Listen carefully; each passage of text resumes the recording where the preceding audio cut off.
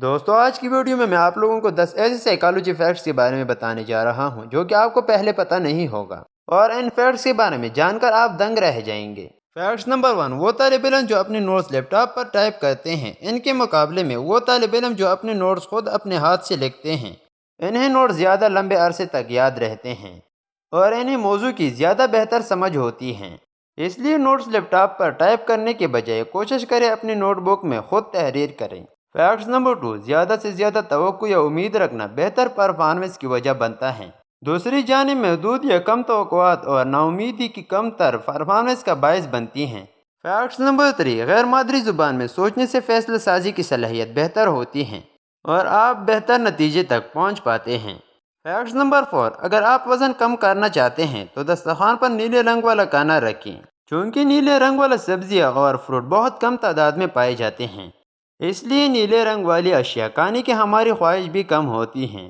کھانے کو نیلا کرنے کے لیے کھانے والا رنگ استعمال کیا جاتا ہے۔ فیکٹس نمبر 5، خود کالمی آپ کی توجہ مرکوز کرنے کی صلاحیت اور ذہنی قوت میں اضافہ کرتی ہیں۔ فیکٹس نمبر 6، غصے، غم اور دکھ کی کیفیت کو چھپانے کے بجائے اس کا اظہار کرنے سے دماغ سکون میسر آتا ہے۔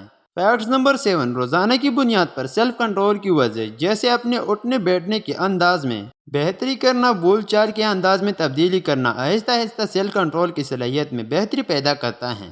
دوستو یہ فیکٹس آپ کو کیسے لگا ہمیں کمنٹ میں ضرور بتائیں۔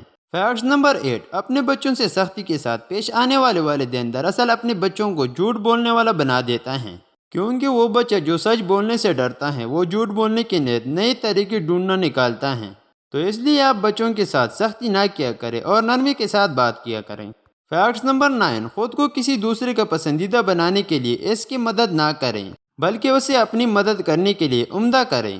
فیکٹس نمبر 10، ہمیشہ خوش نظر آنے یا خوشی رہنے کا دباؤ دراصل آپ کو افسردہ اور غمگین کر دیتا ہے، جبکہ اپنے دکھ اور غم کا قبول اور محسوس کرنا آپ کے اپنے لیے بہتر ہیں۔